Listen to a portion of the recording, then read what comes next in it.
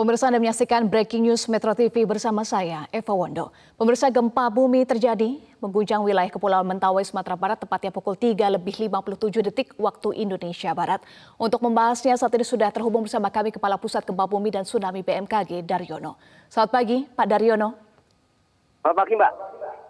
Iya, Pak Daryono, BMKG memperbarui kekuatan gempa sebelumnya 7,3 menjadi 6,9. Bagaimana sebetulnya karakteristik gempa yang terjadi?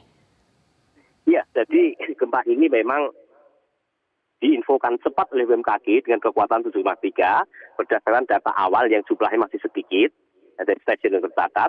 Tetapi ketika kami sudah terkumpul data yang banyak, kemudian terproses, kita menghasilkan magnitudo update 6,9 ya, dengan kedalaman 23 km. Ini berada tepat di bidang kontak antar lempeng Indo-Australia dan Eurasia. Dengan kedalaman ini, maka dipastikan bahwa gempa ini rentan untuk berpotensi tsunami. Sehingga BMKG berdasarkan proposal modeling yang kita keluarkan, kita menyatakan bahwa gempa ini berpotensi tsunami.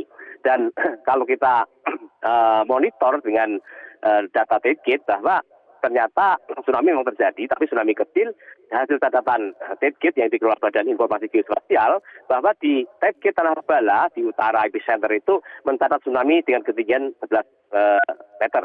Namun di TEDGATE di sebelah selatannya di Pulau Siberut, di tepatnya di TEDGATE Sikabaluan itu kondisinya normal, tidak tercatat, Kak. Ini satu hal yang patut kita syukuri bahwa dengan kekuatan ini ternyata hanya menghasilkan tsunami kecil. Dan satu hal yang kita patut syukuri juga bahwa dengan kekuatan 6,9 ini tampaknya konsentrasi energi yang terkandung di bidang kontak antar lempeng di zona megatrust yang kita sebut-sebut sebagai zona seismic gap di Barat Sumatera, dan ini satu-satunya segmen megatrust yang belum lepas sejak tahun 2000. Selain itu sudah lepas semua, hanya ini. Dan semoga dengan kekuatan 6,9 mampu mengurangi konsentrasi megatrust yang kita sebut sebagai tepikuan ya, yang banyak ditunggu para ahli, dan tampaknya dengan kejadian-kejadian yang tidak destruktif baik itu gempa maupun tsunami-nya ini mampu mengurangi tegangan, medan tegang yang di tempat tersebut. Tapi kita pantau terus, dan data yang sudah masuk, kita mendapat informasi bahwa gempa ini mencapai skala intensitas 6 MMI ya, di Siberut Mentawai. Dan ini bisa menimbulkan kerusakan bangunan, meskipun kerusakan ringan ya. Dan dengan mekanisme sumber thrust fault, ini merupakan konfirmasi yang sahih bahwa gempa ini merupakan gempa megatrust yang terletak di bidang kontak antar lempeng. Demikian, Mbak. Baik, sebelum kita bahas soal zona megatrust, baik, kita bahas dulu. Tadi Anda sampaikan bahwa dari hasil monitoring sementara yang dilakukan, ketinggian air laut 11 meter ya, Pak? Terpantau di beberapa titik. 11 cm. Baik, 11 cm ya. Sudah hampir 2 jam, Pak. Bagaimana hasil monitoringnya? Apakah ada update terkini dari sebelumnya kenaikan air laut 11 cm? Alhamdulillah tidak ada, Mbak. Jadi kita terus pantau TEDGATE kami dan tidak ada kenaikan. Dan kita terus pantau juga gempa susulannya hingga 435 ini kita sudah mencatat 8 kali gempa susulan yang terbesar 4,6. Sudah 8 kali gempa susulan, kekuatannya bagaimana? Paling besar 4,6, jadi tidak ada yang signifikan besar, Mbak. Tidak ada yang signifikan ya. BMKG punya waktu 2 jam untuk memperbarui data peringatan dini tsunami karena sebelumnya sudah dikeluarkan peringatan dini tsunami.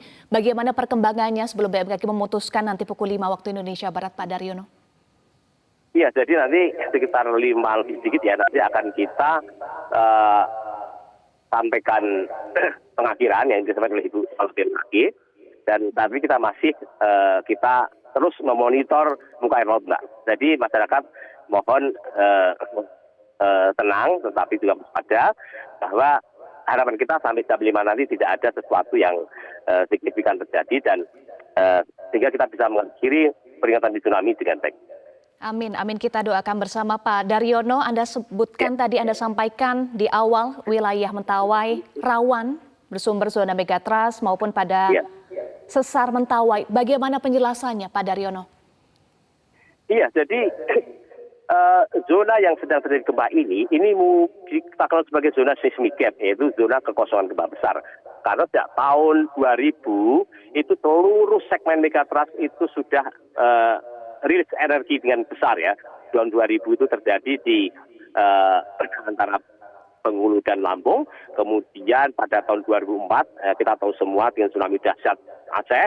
Kemudian tahun 2005 juga gempa Nias menurut tsunami 8,5.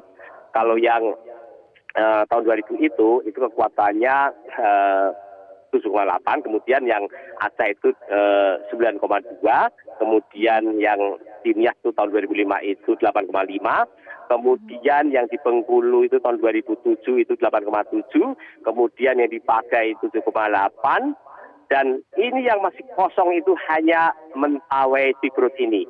Dan malam ini pagi dini hari tadi terjadi gempa. Harapan kita ini mampu mengurangi konsentrasi energi yang masih terkandung itu. Demikian, Mbak. Jadi gempa yang terjadi bisa mengurangi energi. Penjelasannya bagaimana nih Pak Daryono? Iya. Kalau hasil analisis para ahli di zona segmen megatrust Mentawai Siberut ini mampu rilis energi 8,9 ya. Tetapi beberapa kali gempa sudah terjadi di zona ini, termasuk baru saja 6,9. Ini diharapkan akumulasi energi itu dapat berkurang, sehingga ke depannya tidak lagi utuh menjadi 8,9, tetapi di bawah itu. Demikian, Pak. Dengan rilis energi dampaknya bisa mengurangi kekuatan gempa, betul begitu Pak Daryono? Ya. Mengurangi konsentrasi energi yang terakumulasi di zona medan tegangan megatrust Mentawai Siberut ini, Mbak. Dampaknya kalau terjadi apa? gempa signifikan, kalau terjadi gempa signifikan berkali-kali, misalnya 6,5, 6,9, beberapa kali itu bisa mengurangi tegangan yang terbangun di tempat itu, Mbak. Maksudnya bagaimana Pak? Untuk penjelasan kepada masyarakat awam, bagaimana penjelasannya? Ya, berdasarkan para ahli, zona megatrust Mentawai Siberut ini mampu mengeluarkan gempa berkekuatan 8,9. Itu berdasarkan konsep teori hitungan berdasarkan panjang segmen. Tetapi dengan terjadinya gempa ini, maka gempa besar yang mungkin terjadi dari ini bisa terkurangi dengan rilis energi yang sudah terjadi beberapa kali ini, gitu, Mbak. Termasuk juga gempa 5,9 magnitudo yang menggetarkan Nias Selatan pada Minggu 23 April ya, Pak? Ya benar. Ya. Baik. Artinya ini ada rentetan gempa yang terjadi selisihnya hanya 2 hari. Bagaimana penjelasannya, Pak? Ya, ini sangat mungkin terjadi, Mbak, karena memang kawasan-kawasan yang terjadi terbangun akumulasi energi medan tegangan itu, ya potensi-potensi deformasi itu sangat mungkin terjadi ya seperti ini, dan apa yang terjadi kemarin itu bisa dikatakan sebagai gempa-gempa pembuka. Jadi gempa pembuka dari 6,9 ini gitu, Mbak, atau core shock dari 6,9 ini gitu, Mbak.